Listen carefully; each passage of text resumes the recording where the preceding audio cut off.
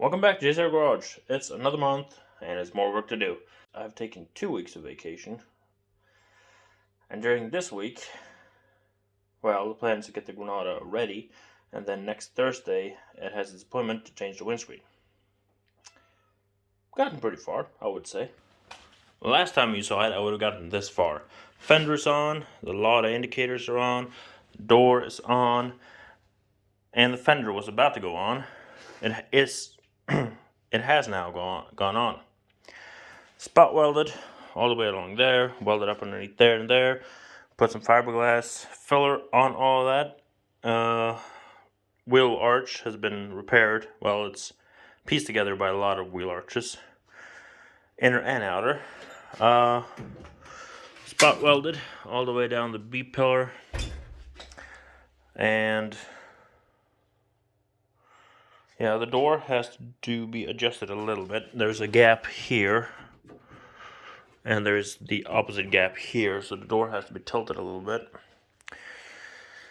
Yeah, so welded in here, all the way around, put filler on all of it.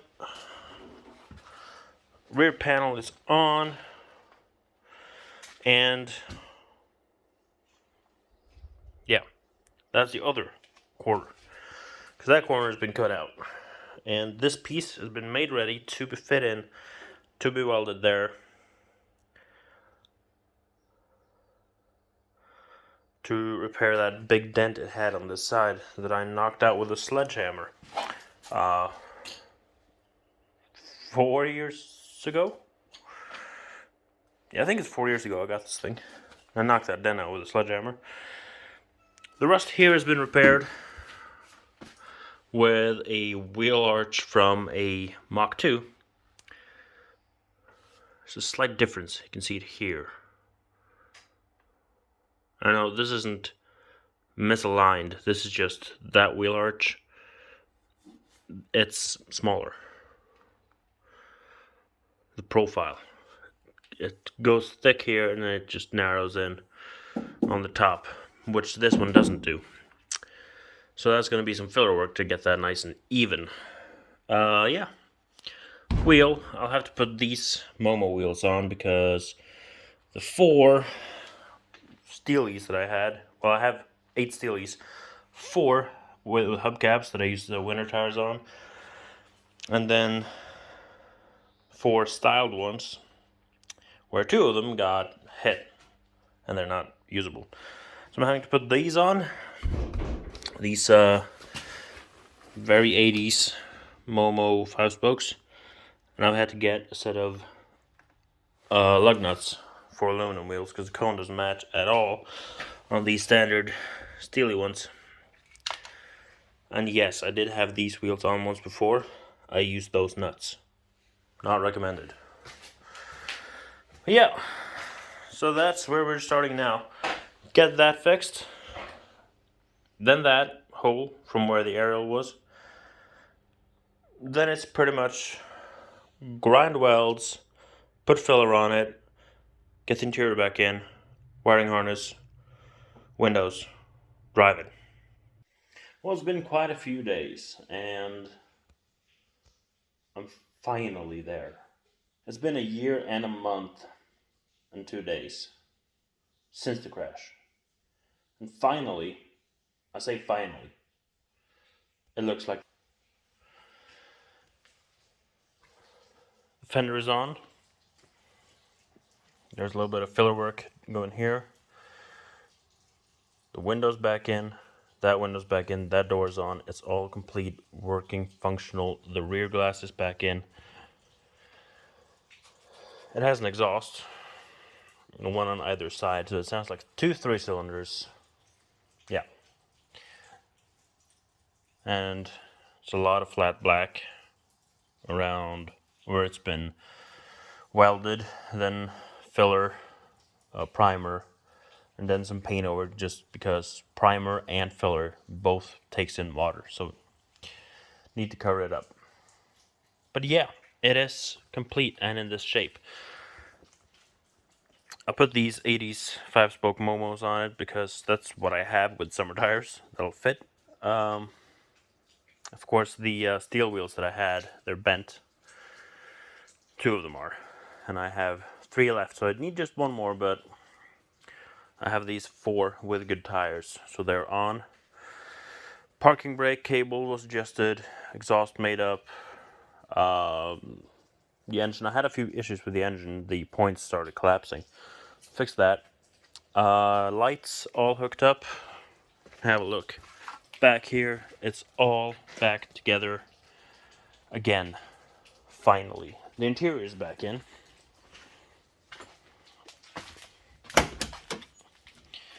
As you can see, nice and tatty as it's always been. One thing that I have fixed here is I made a new shift boot on here. It got a little bit tight since the template I had to make it from was old and dry and also a little bit tight.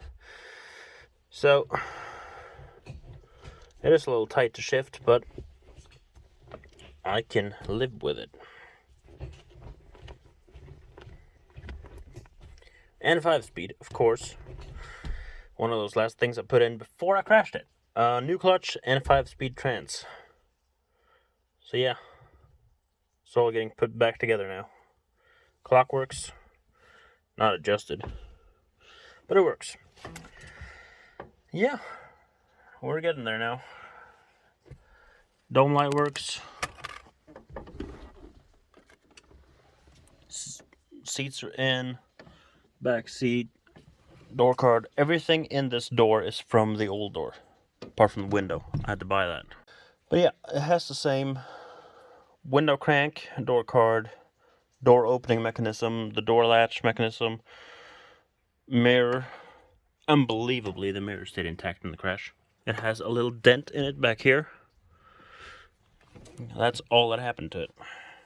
So yeah, this car is closing up to be ready again. And that is amazing. Do you remember how badly beaten up this thing was? I've had to replace almost half the car from the driver's door backwards.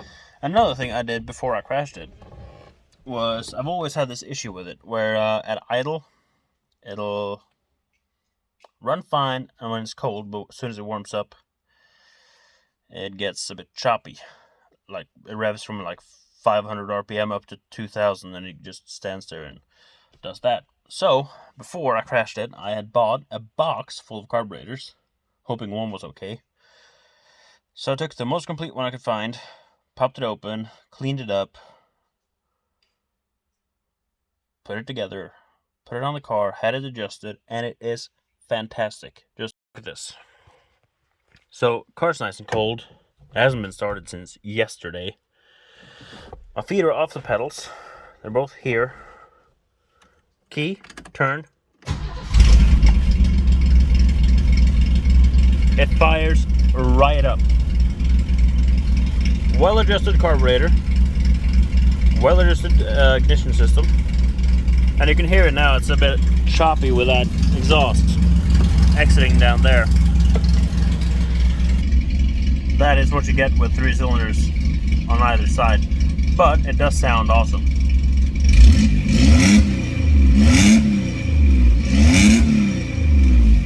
Yeah.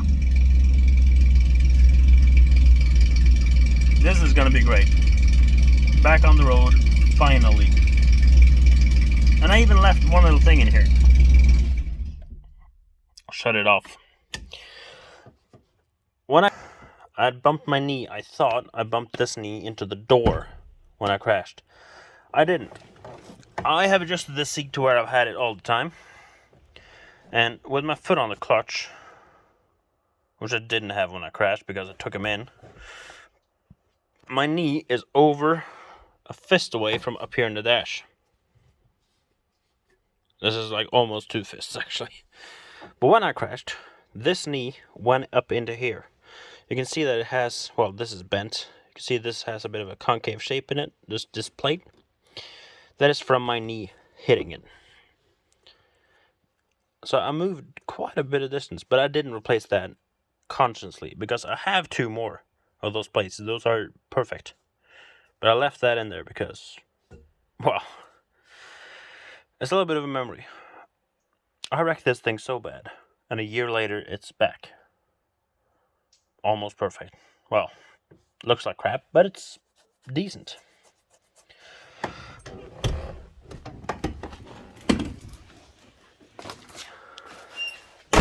Another little thing to mention. Um, these cars, I've mentioned this before, have this stock big side turn signal, which is required by law in Norway that you have to have past, is it 1974 or 5? No, it's 1 or 2. Yeah, early in the 1970s, they made this law that you have to have side indicators that is visible from a certain angle behind the car. And the stock ones, well, they poke out to about here and are hideous, at least I think. So, first thing I did with this car actually was to remove the ones I had. They are similar to the ones I have on the Cortina. There's this arrow pointed thing. But my fenders were really rusted around there, and I didn't want to have them, so I removed them. Then I was told that I had to have them. So I put a square set from an 80s Granada on. And those just kind of dangled in there. And then I was watching videos on YouTube, and I don't remember what it was. I think it was a car throttle video with a Lada in it. An early one with the round headlights. These are brand new from, I think it's from Lada Power. Yeah. Brand new reproductions for a Lada 21.0 something. Probably 2103 maybe? I don't remember the Ladas. But yeah, the old Ladas with the single round headlight, they had these. And they are pretty similar to the ones that are on, like the old Taunus, the green one we have out there. Similar to that, and, well, early Mach 4 Cortina, I should say. But they're a little bit different, a little bit bigger, but I like them a lot better. So I put those on. Yeah, that is pretty much it. Fenders are replaced from the green donor car, along with the rocker, wheel tub part of the floor, and that rear plate at the bottom. The driver's door, the driver's side rear fender, the window in the rear there, the rear glass, and the end of the other rear fender are from the same blue 75 2.3 Granada Coupe. Because when I got this car, I had to buy a new driver's door window and the rear window and a front window, front windscreen. And the driver's door window I got and the rear glass came from the blue Coupe that I later ended up buying door and rear fenders off of, as well as that rear side glass. And that I bought last year. Then I think this year I bought that side window for the driver's door. When I started seeing into the project, I figured, okay, I need to buy that one. So I did that. Next step in this project, of course, I need to finish up that filler work back there, put some black over it, well, put some primer and then some black over it, and then get this thing through its inspection. Then next step, I should say it should be paint, but I haven't decided what color to do yet. With all that flat black back there, I'm starting to lean towards matte black. But I have a matte black wagon already. And, of course, the Fairlane over there, that's also going to be black. So I shouldn't do black. I have, of course, a red Mach 1 Ford Cortina and a red Mach 1 Ford Escort. So I should have a red Mach 1 Granada, right? Well, that color that Mazda used lately, well, in the last some years, that Soul Red Crystal. A really nice red metallic that looks crimson and shaded spots and, well, just candy red, really, and light spots. I really want that color.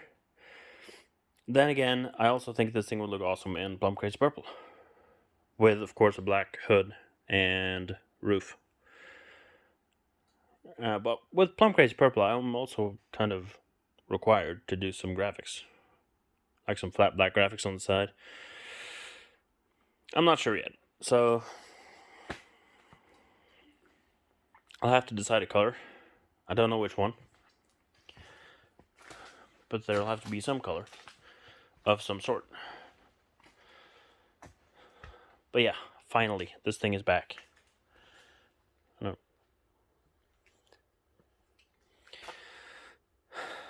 And that feels awesome.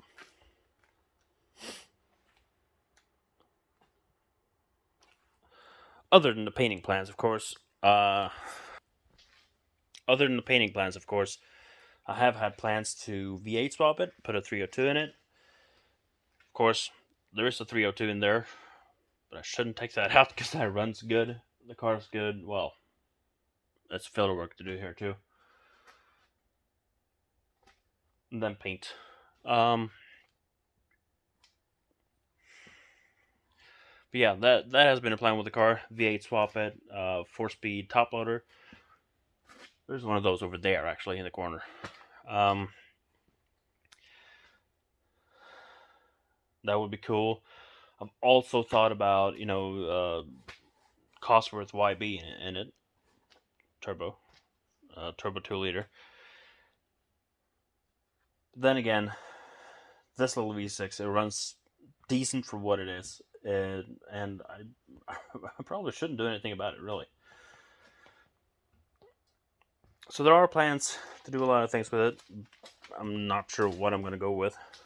Something might happen at some point, but who knows? Well, that'll be it for this time. I hope some of you have at least enjoyed this little series on rebuilding this wreck. Yeah, it's amazing. This thing runs, it works, it drives. Well, you can like, comment, and subscribe down below. And I look forward to seeing you in the next video. Take care until the next video comes out, which is going to be who knows when. Take care.